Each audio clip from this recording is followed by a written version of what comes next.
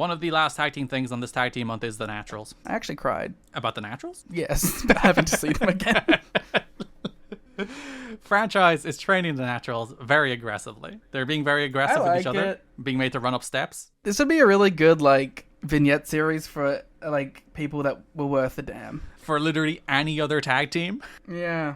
Like, and the thing is, it would be one thing if you're like, we have not had definitive proof that the Naturals are not the guys. It's like, oh, you know, this is a reboot so that they can find themselves. It's like, no, we've had definitive proof. Like, they've been given a fair chance, and they're just too boring. They're just too boring. They're not bad. They're functional. Chase Stevens will occasionally throw himself off things, but they're just too bland. They cannot overcome their blandness, no matter what. Yeah, he's shouting at them. He's mad at them. There's one the next week. He continues to shout as they train. He calls them useless failures who squandered every bit of talent they had. I would argue they actually probably overachieved relative to the talent they have. Yeah, they've definitely, like, they've succeeded. Another incident backstage involved Andy Douglas of the Naturals.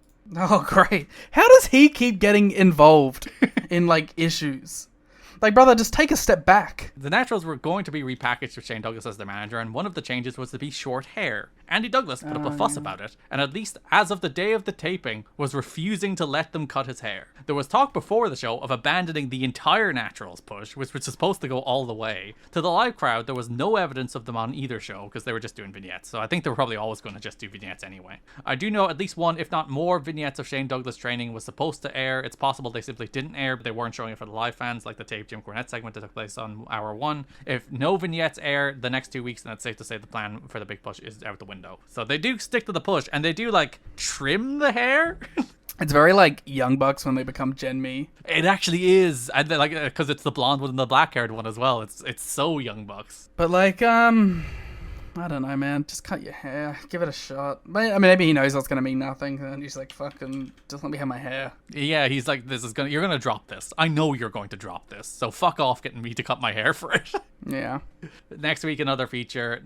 He had no idea how hard it would be to make them good. Talks about how he stroked their chest, reached and pulled out their heart or something. The newly franchised Naturals face Diamonds in the Rough at the pay-per-view. Shane Douglas comes out and does a promo. He lost the franchise and gained a dick Flair. He's I don't know what he's doing. I gained my dick. Flair. Still mad about that. Promised to his dad and Chris Candido that he'd take the Naturals back to the top, and that starts tonight. He doesn't stay at ringside for their match. He leaves. They trim their hair. David Young hits a big springboard moonsault to the floor, which was the best part of the match, which isn't ideal. The best part is that, like, the Diamonds in the Rough eat them up. Yeah, when the Diamonds in the fucking Rough are overshadowing you on your big, like, reboot match, you know it's over. Yeah. You know what the bigger problem was? Maybe not the bigger problem, but another problem I had. So, the thing I will always give the Naturals, the thing you can't take away from them, they have a cool finisher. Yeah, and they dropped the fucking Natural Disaster. Yeah, the Natural Disaster is a cool finish. And now they're just doing like a missile dropkick powerbomb. It's like the one thing they actually had, you took away from them. What are you doing? Franchise comes back out and berates them after the match, even though they won. Probably because they got eaten up by the Diamonds in the Rough. He's just shoot pissed. There is a lot of heat among wrestlers when Andy Douglas got away with not cutting his hair. Oh, okay, first of all, like, Andy's a big dumb idiot bitch, right? Like, for not doing it, but everyone else is a big dumb idiot bitch for caring. The story was that Bob Ryder, who Dave says doesn't have much respect these days, stepped in and convinced Jeff Jarrett they didn't need to cut their hair. The booking committee wanted to give them a new push with a complete new look.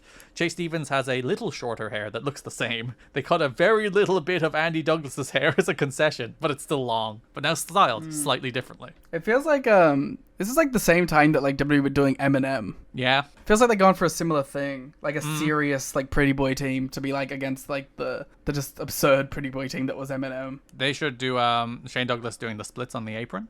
That would get over. That would get over. That would change the tide.